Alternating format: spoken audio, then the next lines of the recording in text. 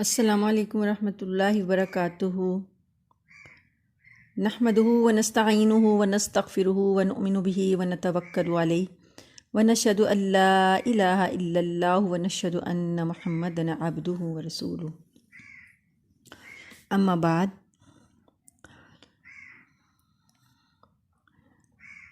درس قرآن کا سلسلہ جو ہے وہ ہم نے اپنی کلاس میں شروع کیا ہے۔ اس میں ہم انشاءاللہ تعالی درس قرآن جو مولانا محمد اشرف علی تھانوی صاحب کی جو ہے وہ مختلف تفاسیر کا نچوڑ ہے، وہ اس سے ہم پڑھیں گے، اس سے تعلیم حاصل کریں گے۔ اور نبی کریم صلی اللہ علیہ وآلہ وسلم نے ارشاد فرمایا کہ حضرت ابو ذر رضی اللہ عنہ فرماتے ہیں، ان سے آپ نے فرمایا کہ اے ابو ذر، اگر تو صبح کو ایک آیت کلام پاک کی سیکھ لے تو نوافل کی 100 رکعت سے افضل ہے، اور اگر علم کا ایک باب سیکھ لے تو 1000 رکعت نفل پڑھنے سے افضل ہے۔ تو اس حدیث کی روشنی میں ہم اللہ تعالیٰ کے کلام کو سمجھنے کی ادنا سی کوشش کریں گے، اور ماخذ جو ہے اس گفتگو کا وہ یہ درس قرآن جو چھپا ہوا ہے ادارہ تالیفات اشرفیہ سے، اور مولانا محمد اشرف علی تھانوی صاحب کی کا مختلف تفاسیر کا نچوڑ ہے، اس سے ہم رہنمائی حاصل کریں گے۔ تو ہم آج اپنے پہلی کلاس کا آغاز کرتے ہیں۔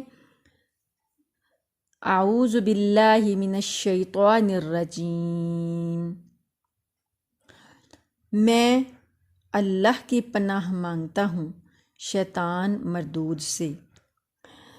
اب اعوذ باللہ من الشیطان الرجیم کی جو تفسیر ہے وہ الگ سے پہلے ہم اس کو سمجھتے ہیں۔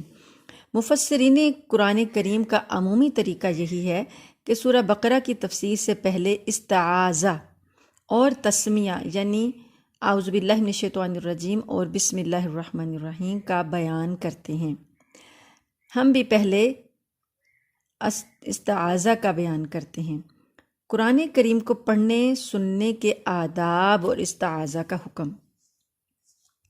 اعوذ باللہ من الشیطان الرجیم کو استعاذہ کہا جاتا ہے، یعنی پناہ مانگنا، اللہ تعالیٰ کی پناہ میں آنا۔ قرآن کریم کو ہاتھ لگانے اور چھونے کے لیے خود قرآن کریم میں حق تعالیٰ کا ارشاد ہے، لا یمسہ الا المطہرون، 27واں پارہ ہے اور سورہ واقعہ، یعنی اس قرآن کو نہیں چھوتے مگر پاک لوگ، یعنی بدوں، یعنی کہ طہارت اور پاکی کے بغیر اور وضو کے بغیر قرآن کریم کو ہاتھ لگانا جائز نہیں۔ اسی طرح جب یہ کلام پڑھا جائے تو اس کے سننے کا احترام یہ بتایا گیا، وَإِذَا قُرِئَ الْقُرْآنُ فَاسْتَمِعُوا لَهُ وَأَنصِتُوا لَعَلَّكُمْ تُرْحَمُونَ، سورہ اعراف کی یہ آیت ہے 9ویں پارے میں، یعنی جب قرآن پڑھا جائے تو اس کی طرف کان لگائے رہو اور خاموش رہا کرو تاکہ تم پر رحمت کی جائے۔ اسی طرح تلاوت قرآن کے آداب میں سے ایک ادب قرآن کریم میں یہ فرمایا گیا، فَإِذَا قَرَأْتَ الْقُرْآنَ فَاسْتَعِذْ بِاللَّهِ مِنَ الشَّيْطَانِ الرَّجِيمِ، سورہ نحل 14ویں پارے کی یہ آیت ہے، یعنی جب آپ قرآن پڑھنے لگیں تو شیطان مردود کے شر سے اللہ کی پناہ مانگ لیا کریں، یعنی اس آیت میں استعاذہ کا حکم دیا گیا ہے۔ ہمیں حکم دیا گیا ہے کہ ہم جب بھی قرآن پڑھیں یا کوئی اور بھی نیکی کریں تو اللہ کی پناہ میں پہلے آ جائیں، شیطان کے شر سے بچنے کے لیے اللہ کی پناہ مانگ لیں۔ استعاذہ کا معنی اب یہ ہے استعاذہ کا معنی اور اس کے حکم کی حکمت۔ اب اس کے معنی جو ہیں، اسے استعاذہ کہا جا رہا ہے نا، تو اس کے معنی سمجھ لیں۔ یہ عربی زبان کا لفظ ہے اور اس کے معنی پناہ چاہنا، پناہ مانگنا، پناہ میں آنا ہے، اور قرآن کریم کی اصطلاح میں استعاذہ اعوذ باللہ من الشیطان الرجیم پڑھنے کو کہتے ہیں۔ اس میں نامعلوم کتنی حکمتیں اور مصلحتیں ہو سکتی ہیں، مگر ایک نہایت واضح مصلحت یہ ہے کہ شیطان کی ہمیشہ کوشش یہ ہوتی ہے کہ انسان کو نیکی سے روکے، برائی اور بے حیائی کے کاموں پر آمادہ کرے، جھوٹ بولنے کی ترغیب دے، اس کے دل میں وسوسہ پیدا کر کے اسے یاد الہی سے غافل کر دے۔ اور جو نیکی اپنی اہمیت اور عظمت کے لحاظ سے جتنی زیادہ موجب اجر و ثواب اور باعث قرب الہی ہوتی ہے، شیطان اتنا ہی اس سے باز رکھنے پر زور لگاتا ہے اور اپنے وسوسوں کے ذریعے سے رکاوٹ بن جاتا ہے۔ تو تلاوت قرآن جو تمام نیکیوں کا سرچشمہ ہے اور سب سے زیادہ قرب الہی حاصل کرنے والی عبادت ہے، اس کو شیطان کب ٹھنڈے دل سے گوارا کر سکتا ہے؟ استعاذہ یعنی اعوذ پڑھنے کا نتیجہ یہ ہوگا جو خود حق تعالی نے اسی کے حکم والی آیت سے آگے ارشاد فرمایا، یعنی انہو لیس لہ سلطان علی الذین آمنوا وعلی ربہم یتوکلون، یعنی کہ یہ بھی سورہ نحل ہے اور 14واں پارہ اس کی آیت ہے کہ اللہ فرماتے ہیں کہ اس کا یعنی شیطان مردود کا زور نہیں چلتا ان پر جو ایمان رکھتے ہیں اور اپنے رب پر بھروسہ کرتے ہیں، یعنی جس نے اللہ پر بھروسہ کیا اور اس کی پناہ ڈھونڈی اس پر شیطان زور سے حاوی نہیں ہو سکتا۔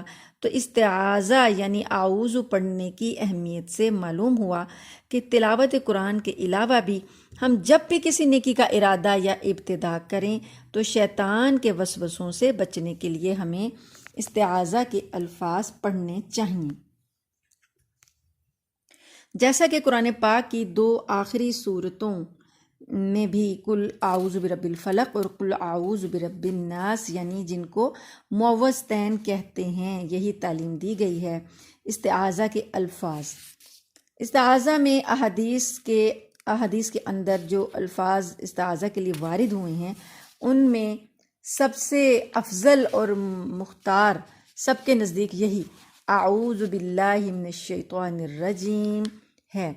حسب ذیل دوسرے الفاظ کے ساتھ بھی اعوذ پڑھنا جائز ہے، مثلا اعوذ باللہ السمیع العلیم من الشیطان الرجیم، اعوذ باللہ العظیم من الشیطان الرجیم، اور اعوذ باللہ من الشیطان الرجیم ان اللہ هو السمیع العلیم وغیرہ۔ اب ہمیں یہ پڑھنے کے فوائد کیا حاصل ہوں گے؟ استعاذہ جب ہم یہ پڑھیں گے تو اس کے فائدوں میں 5 فائدے تو بہت نمایاں ہیں۔ نمبر 1، دین اور ہدایت پر استقامت حاصل ہوگی، یعنی جو ہم دین اور ہدایت پر چل رہے ہیں اس پر ہم ڈٹ جائیں گے، شیطان سے کے وار سے بچ کے ہم ثابت قدم رہیں گے، استقامت حاصل ہوگی۔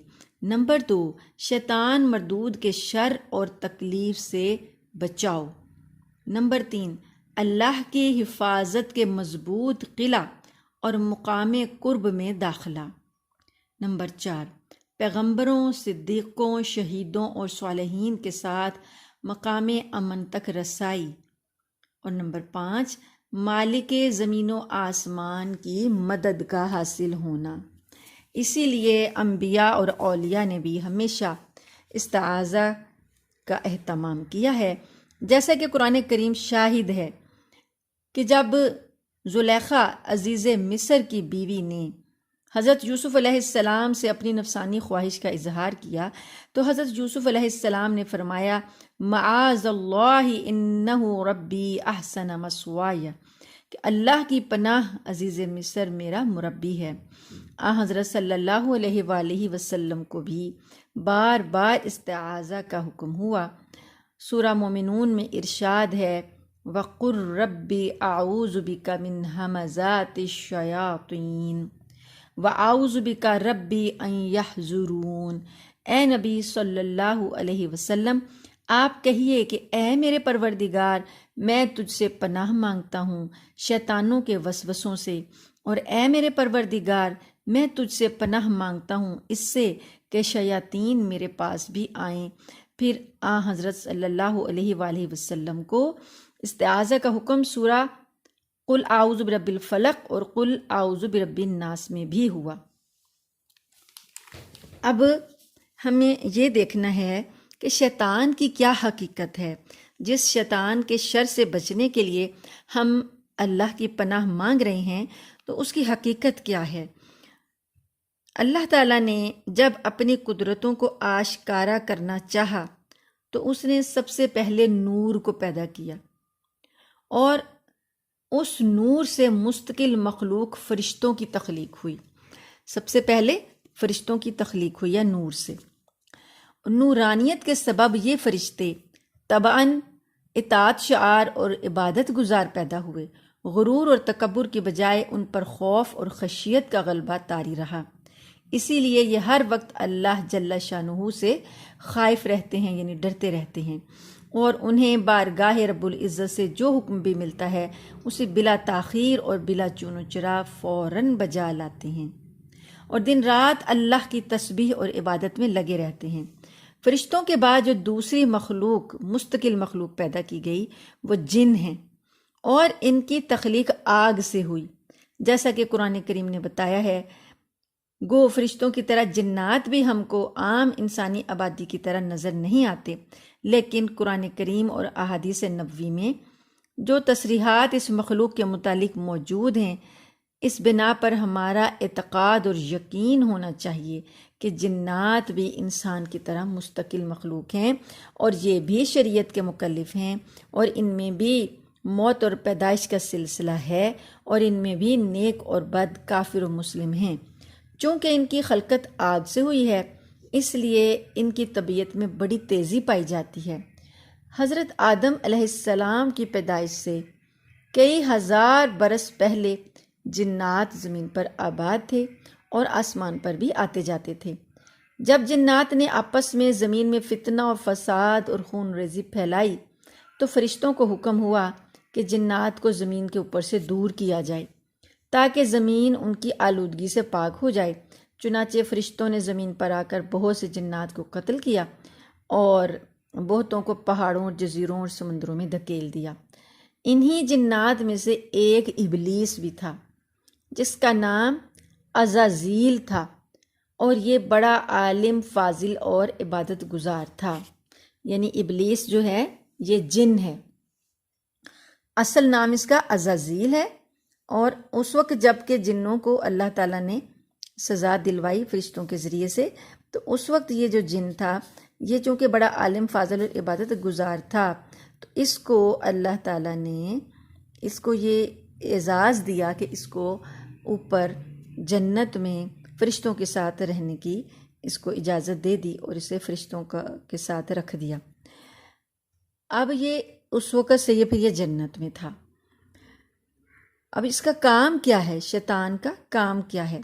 رسول اللہ صلی اللہ علیہ وآلہ وسلم نے ارشاد فرمایا کہ ابلیس کا تخت سمندر میں ہے، وہ روزانہ اپنے لشکر کی ٹکڑیاں بھیجتا رہتا ہے تاکہ وہ لوگوں میں فتنہ پھیلائیں، لوگوں کو فتنے میں مبتلا کریں، اور جو جتنا زیادہ لوگوں میں فتنہ پھیلاتا ہے اتنا ہی زیادہ ابلیس کے نزدیک اس کا مرتبہ بلند ہوتا ہے۔ یعنی وہ اپنے جو لشکر بھیجتا ہے، وہ لشکری جو جب جاتے ہیں اور جتنا زیادہ فتنہ پھیلاتے ہیں، ابلیس ان کو اتنی ہی شاباش دیتا ہے، اور ان کا مرتبہ اس کے نزدیک بڑھ جاتا ہے، وہ اس کے مقرب ہو جاتے ہیں۔ تو اللہ تعالیٰ ہمیں یہ اس کا شیطان کا مختصر تعارف ہے۔ اللہ تعالیٰ سے دعا ہے کہ اللہ تعالیٰ ہمیں اپنی پناہ میں رکھے، شیطان کے شر سے محفوظ رکھے، آمین۔ اور ہم نے استعاذہ پڑھ کر ہی اللہ تعالیٰ کے اس مقدس کلام کا آغاز کیا ہے۔ تو اللہ تعالیٰ سے دعا ہے کہ اللہ تعالیٰ اس تعلیم کی کلاس میں ہمیں کامیابی عطا فرمائیں، اور صحیح اور نفع مند علم عطا فرمائیں، اور مقبول عمل کی توفیق بھی عطا فرمائیں، آمین۔ اب استعاذہ کے بعد تسمیہ، بسم اللہ الرحمن الرحیم۔ بسم اللہ اسم نام کو کہتے ہیں، با مطلب ساتھ، اللہ کے نام کے ساتھ۔ الرحمن، وہ اللہ کون ہے، اس کا تعارف کیا ہے؟ وہ رحمان ہے، مہربان ہے۔ الرحیم، نہایت رحم والا ہے۔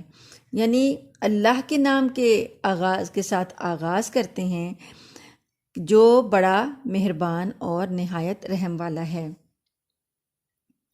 یہاں پر جو بسم اللہ ہے، اللہ کے نام سے یعنی شروع کرتا ہوں، اس میں بے کا معنی جو ساتھ ہے اور اسم کا معنی نام. یہاں ایک فعل محذوف ہے، یعنی اشراؤ، میں شروع کرتا ہوں، جس کے معنی ہے میں شروع کرتا ہوں. یعنی اگر میں شروع کرتا ہوں کام کو تو اشرا ہونا چاہیے تھا نا، تو وہ نہیں ہے، وہ حذف ہے. مطلب یہ کہ اس کے اندر وہ موجود ہے، اور بے جو ہے نا، بے بسم کی جو بے ہے اس کے ساتھ یہ اس کے اندر موجود ہے. الرحمن بڑا مہربان، یہ اس میں مبالغہ ہے، یعنی اس کے معنی میں زیادتی کا مفہوم بھی ساتھ ہوتا ہے کہ یہ بہت بڑا مہربان، بہت زیادہ مہربان. اسی طرح الرحیم بھی اسی طرح سے ہے کہ بہت زیادہ رحمت کرنے والا، اس میں بھی مبالغہ جو ہے موجود ہے. اب بسم اللہ الرحمن الرحیم پڑھنے کی حکمت اور اہمیت. تلاوت قرآن ہو یا کوئی نیکی یا بھی کوئی نیکی کا عمل، جب اعوذ باللہ پڑھ کر محض شیطانی وسوسوں اور اس کے رخنے اور رکاوٹ سے پناہ مانگنا کافی نہیں ہے، جب تک کہ حق تعالیٰ کی رحمت اور شفقت اور اس کی توفیق بھی شامل حال نہ ہو. یعنی پہلے ہم نے شیطان کے شر سے پناہ مانگی، یہ کافی نہیں تھا جب تک کہ ہم اللہ کی رحمت کی بھی دعا نہ کریں، اللہ کی رحمت کی بھی طلب نہ کریں. شیطان کے شر سے بچنے کی دعا تو مانگ لی، لیکن اب ہمیں اللہ تعالیٰ کی رحمت اور شفقت کی جو ہے وہ توفیق ہم مانگنی ہے کہ وہ ہمارے ساتھ شامل حال ہو جائے گی، تو پھر جو ہمارا کام آسان ہو جائے گا. اسی طریقے سے یہ غرض و غایت اس وقت جو قرآن پاک کی تلاوت ہے اس سے پہلے استعاذہ کے بعد بسم اللہ پڑھنے کی ہدایت فرمائی گئی ہے، اور حضور اقدس صلی اللہ علیہ وآلہ وسلم نے بسم اللہ کی اہمیت اور اس کی تاثیر کا اظہار کرتے ہوئے فرمایا کہ ہر اہم کام جو اللہ تعالیٰ کے نام سے یعنی بسم اللہ سے شروع نہ کیا جائے وہ بے برکت رہتا ہے. اب دور جاہلیت میں ایک طریقہ تھا، اس کا بھی خاتمہ کرنا مقصود ہے، تو یہ بسم اللہ جو ہے ہمیں سکھائی گئی. ان کا کیا طریقہ تھا کہ ایام جاہلیت میں اسلام سے پہلے عربوں کی عادت تھی کہ وہ اپنے کاموں کو بتوں کے نام سے شروع کیا کرتے تھے، اور اس رسم جاہلیت کو اس طرح مٹایا گیا کہ قرآن کریم کی سب سے پہلی آیت جو جبرائیل علیہ السلام حضرت صلی اللہ علیہ وآلہ وسلم کے پاس لے کر آئے، اس میں وحی الہی یعنی قرآن کریم کو اللہ کے نام سے شروع کرنے کا حکم دیا گیا. چنانچہ ارشاد ہوا اقرأ بسم ربک الذی خلق، کہ پڑھو اپنے رب کے نام کے ساتھ جس نے پیدا کیا. اب یہاں پر بتایا گیا کہ چونکہ عرب جو تھے اس جاہلی رسم کا شکار تھے کہ بتوں کے نام سے اپنے کام کو شروع کرتے تھے، تو اس لیے پہلی تعلیم یہ دی گئی کہ کس کے نام سے کام کو شروع کرنا ہے، اپنے رب کے نام کے سے شروع کرتے ہیں. وہ رب کون ہے؟ وہ رب جس نے کہ سب کو پیدا کیا، تخلیق کی ہے، جس نے تخلیق جس کی صفت ہے. تو آپ صلی اللہ علیہ وآلہ وسلم کو جو پہلی وحی دی گئی ہے اس میں حکم دیا گیا کہ کس کے نام سے شروع کرنا ہے، اپنے رب کے نام سے جو کہ آپ کا خالق ہے، اس کے رب کا نام لے کر کام کو شروع کریں، پڑھیں. اقرأ بسم ربک الذی خلق. بعض روایات سے معلوم ہوتا ہے کہ 19ویں پارے کی سورہ نمل کی آیت انہ من سلیمان و انہ بسم اللہ الرحمن الرحیم، اس کے نزول سے پہلے حضور اقدس صلی اللہ علیہ وسلم بسمک اللہم پڑھا کرتے تھے یا لکھوایا کرتے تھے، یہاں تک کہ قرآن کی آیت بسم اللہ مجریہا نازل ہوئی تو بسم اللہم لکھوانا شروع کیا. پھر جب آیت قل ادعوا اللہ عابد الرحمن نازل ہوئی تو رحمان کا اضافہ ہو گیا، اور حضور صلی اللہ علیہ وآلہ وسلم بسم اللہ الرحمن لکھوانے لگے. اس کے بعد جب سورہ نمل کی مذکورہ بالا آیت نازل ہوئی تو آپ نے پوری بسم اللہ الرحمن الرحیم لکھنے اور پڑھنے کا حکم دیا. اب ہر کام سے پہلے بسم اللہ پڑھنی چاہیے، اس کی کیا حکمت ہے؟ حضور صلی اللہ علیہ وآلہ وسلم کا ارشاد مبارک ہے، دین یا دنیا کے ہر چھوٹے بڑے کام کے شروع میں بسم اللہ کا پڑھنا اور اس سے آغاز کرنا ضروری ہے، تاکہ ہمارا ہر کام خیر و برکت کے ساتھ پورا ہو جائے۔ چنانچہ احادیث میں نبی کریم صلی اللہ علیہ وآلہ وسلم نے ارشاد فرمایا ہے کہ گھر کا دروازہ بند کرو تو بسم اللہ کہو، چراغ گل کرو تو بسم اللہ کہو، برتن ڈھکو تو بسم اللہ کہو۔ اسی طرح کھانا کھانے، پانی پینے، وضو کرنے، سواری پر سوار ہونے اور اترنے اور بیت الخلاء میں جانے سے پہلے بسم اللہ پڑھنے کی ہدایت فرمائی گئی ہے۔ امام المفسرین امام فخر الدین رازی لکھتے ہیں کہ قرآن کریم تمام سابقہ آسمانی کتابوں کے علوم پر اس طرح حاوی اور جامع ہے کہ گویا وہ تمام کتب سماویہ کا نچوڑ اور خلاصہ ہے۔ یعنی قرآن پاک سے پہلے جو کتابیں نازل ہوئیں، آسمانی کتابیں، تورات، انجیل، زبور، صحف ابراہیم علیہ السلام کے صحیفے یا موسیٰ علیہ السلام کے صحیفے، اور بھی جو کتابیں نازل ہوئیں، تو ان سب کتابوں کا جو نچوڑ اور خلاصہ ہے وہ قرآن پاک میں ہے۔ قرآن یعنی کہ ان کا گزشتہ کتابوں کا خلاصہ ہے۔ تو اگر پورے قرآن کا خلاصہ نکالا جائے تو پورے قرآن کا خلاصہ جو ہے وہ سورۃ فاتحہ میں ہے۔ یعنی جتنے مضامین قرآن کریم میں تفصیل اور تشریح کے ساتھ بیان کیے گئے ہیں، ان سب کا خلاصہ سورۃ فاتحہ میں موجود ہے۔ اور سورۃ فاتحہ کا اگر خلاصہ نکالا جائے تو وہ بسم اللہ الرحمن الرحیم میں موجود ہے۔ اور اس سے بھی زیادہ کمال اعجاز یہ ہے کہ پوری بسم اللہ کا خلاصہ بسم اللہ کے ابتدائی حرف یعنی با میں موجود ہے۔ یہ با جو ہے اس کے اندر پوری بسم اللہ کا خلاصہ ہے۔ اور اس طرح کہ مفسرین کے ایک قول کے مطابق کہ اس با کے معنی ہے ملانا، قریب کرنا، اور غور کیا جائے تو تمام قرآن کریم کا منشا اور غرض و غایت ایک ہی ہے، اور وہ بھٹکے ہوئے گمراہ انسانوں کو اللہ سے ملانا اور انسانوں کو خدا سے قریب کرنا، اور یہی حرف با کے معنی ہے یعنی ملانا۔ سبحان اللہ، کتنی عظیم بات ہے، کتنی کمال کی بات ہے کہ یہ بسم اللہ جو ہے اللہ کا ایسا تحفہ ہے۔ اس چھوٹے سے بسم اللہ کے اندر گویا کہ ایک سمندر کو کوزے میں بند کر دیا گیا۔ کہتے ہیں کہ دریا کو کوزے میں بند کر دیا، میں کہہ رہی ہوں کہ سمندر کو کوزے میں بند کر دیا، کہ اتنے چھوٹے سے کلمے میں پورے قرآن کریم کا نچوڑ جو ہے وہ اللہ تعالیٰ نے ہمیں عطا کر دیا۔ تو اتنا بابرکت کلمہ ہمیں عطا کیا گیا تو ہمیں اس سے غافل نہیں ہونا چاہیے، ہمیں کثرت سے اس کی تلاوت کرتے رہنا چاہیے، اس کو پڑھتے رہنا چاہیے ہر کام میں، تاکہ برکت حاصل ہو اور اس کی جو برکات اور ثمرات ہیں وہ ہمیں ملیں۔ اب ہم اس کے الفاظ کے بارے میں غور کرتے ہیں۔ بسم اللہ الرحمن الرحیم کی فضیلت تو ہم نے سن لی، اب دیکھیں اس کے اندر جو الفاظ استعمال ہوئے ہیں، اللہ کے جو اسماء مبارکہ استعمال ہوئے ہیں، ان کے بارے میں کچھ دیکھیں، سمجھیں کہ کیا کیا اس کے بارے میں اللہ پاک فرماتے ہیں۔ اس میں اللہ کا بسم اللہ، اللہ کا لفظ استعمال ہوا، اللہ جو ہے، اور ایک اللہ کا یہ ذاتی نام آیا، دوسرا رحمان صفاتی نام آیا، اور رحیم یہ بھی صفاتی نام آیا۔ گویا 3 اسماء جو ہیں اس چھوٹی سی آیت میں اللہ تعالیٰ نے ہمیں دیے۔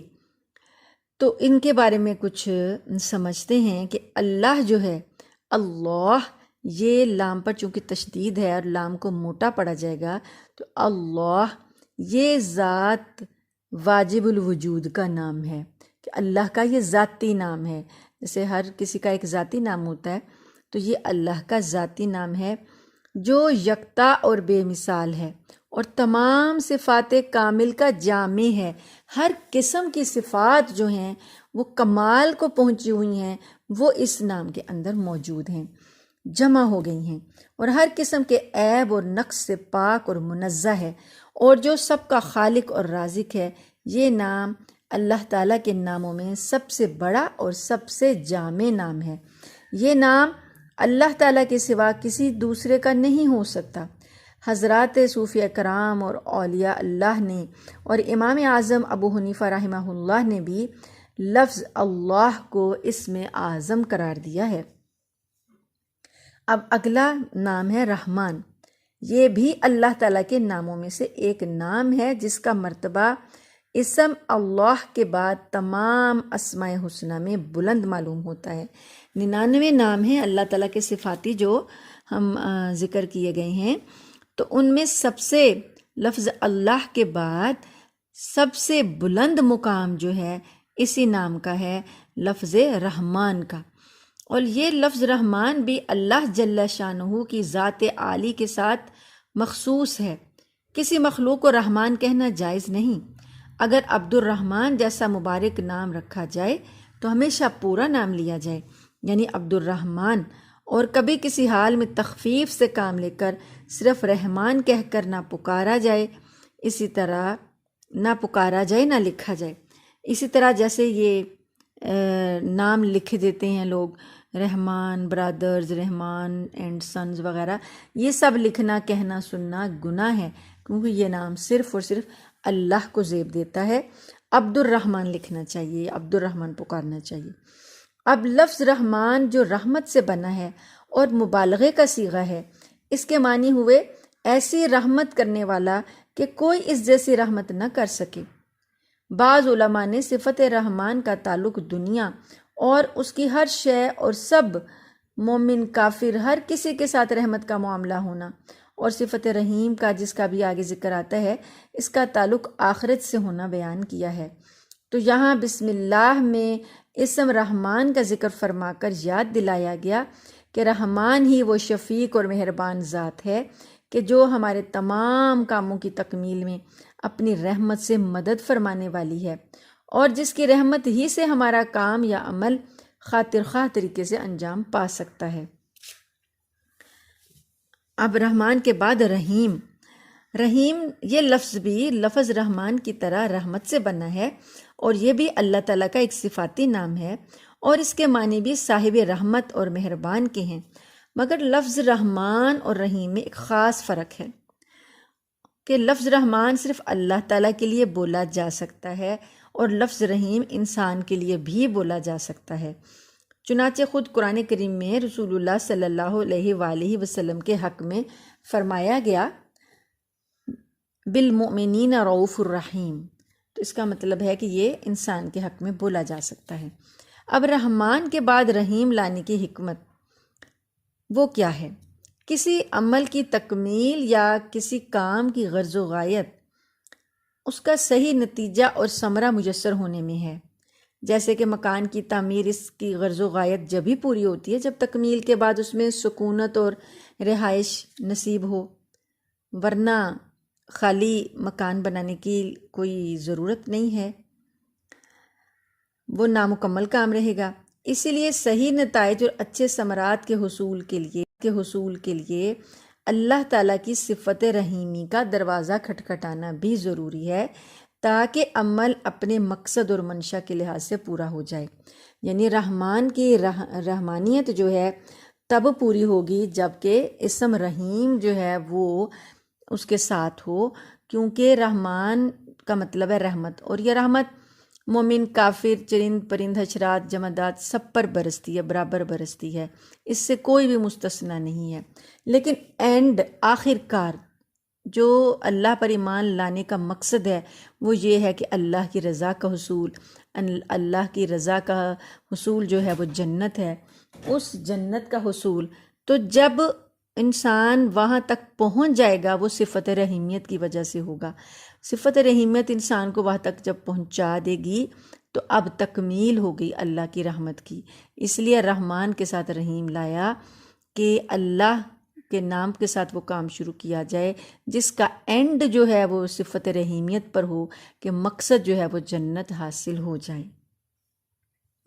اب بسم اللہ پڑھنے کا مطلب جو ہے وہ یہ بنا کہ تلاوت کرنے والا تلاوت کے آغاز میں یا کسی اور نیک کام کی ابتدا میں جب بسم اللہ الرحمن الرحیم پڑھتا ہے تو گویا وہ اس حقیقت کا اظہار کر رہا ہے کہ اے رب قدوس، جس کام کا میں آغاز کر رہا ہوں اس کی ابتدائی اسباب اور سامان کا خالق بھی تو ہی ہے، اور اسباب و سامان کو استعمال کرنے کی توفیق دینے والا بھی تو ہی ہے، اور میرے اس کام پر اجر و ثواب اور اچھے اور صحیح نتائج کا پیدا کرنا بھی تیرے ہی اختیار میں ہے۔ پس میرا یہ کام اللہ کی مدد اور رحمان کی توفیق اور استعانت اور رحیم کی مشفقانہ شفقت ہی کے بھروسے پر ممکن ہے۔ یعنی یہ پھر ہمارے مطلب میں شامل ہو جائے گا، جو بھی ہم کام کر رہے ہیں نیک کام میں، اس میں یہ سارے میننگز، سارے معنی، سارے مفہوم شامل ہو جائیں گے۔ اب بسم اللہ کا احترام بھی سن لیں۔ سورہ نمل پارہ 19 میں جو انہو من سلیمان و انہو بسم اللہ الرحمن الرحیم آیا ہے، تو یہ سورت کا جز ہے، اس لیے بسم اللہ کا احترام قرآن کریم کی آیت ہی کی طرح واجب ہے۔ اس کا بے وضو لکھنا، چھونا اور ہاتھ لگانا جائز نہیں، اور جنابت اور حیض و نفاس کی حالت میں اس کو بطور تلاوت نہیں پڑھا جا سکتا۔ ہاں، کسی کام کے شروع میں جیسے کھانے پینے سے پہلے بطور دعا پڑھنا، یہ ہر حال میں جائز ہے۔ جب قرآن شریف کی تلاوت کی جائے اس وقت اعوذ باللہ اور بسم اللہ دونوں پڑھنا ضروری ہیں۔ درمیان تلاوت میں جب ایک سورت ختم ہو کر دوسری سورت شروع ہو تو صرف بسم اللہ پڑھی جائے، سوائے 10ویں پارے کی سورہ توبہ کے، وہاں بسم اللہ نہیں لکھی ہوئی تو وہاں نہیں پڑھنی چاہیے۔ لیکن اگر شروع سورہ توبہ ہی کی تلاوت سے کیا جا رہا ہے، جیسے کہ عام قرآن پڑھنے کا قاعدہ ہے کہ بسم اللہ، اعوذ باللہ اور بسم اللہ پڑھ کر تلاوت کی جاتی ہے، تو تب یہ کیا جا سکتا ہے۔ تو یہ ہے بسم اللہ الرحمن الرحیم کی مختصر سی مطالب اور مفہوم کا تھوڑا سا خلاصہ۔ تو اللہ تعالیٰ سے دعا ہے کہ اللہ تعالیٰ ہمیں بسم اللہ الرحمن الرحیم کی اہمیت اور عظمت کو سمجھنے اور اس پر عمل کرنے کی توفیق عطا فرمائے۔ اللہ تعالیٰ سے ہم دعا کرتے ہیں کہ یا اللہ، ہمارا ہر کام آپ کی توفیق سے شروع ہوتا ہے اور آپ کی توفیق سے انجام کو پہنچتا ہے۔ آپ ہمارے ہر کام میں برکت ڈال دیں اور ہر برائی سے ہمیں محفوظ رکھیں۔ آمین ثم آمین، وآخر دعوانا ان الحمد للہ رب العالمین۔ السلام علیکم ورحمۃ اللہ وبرکاتہ۔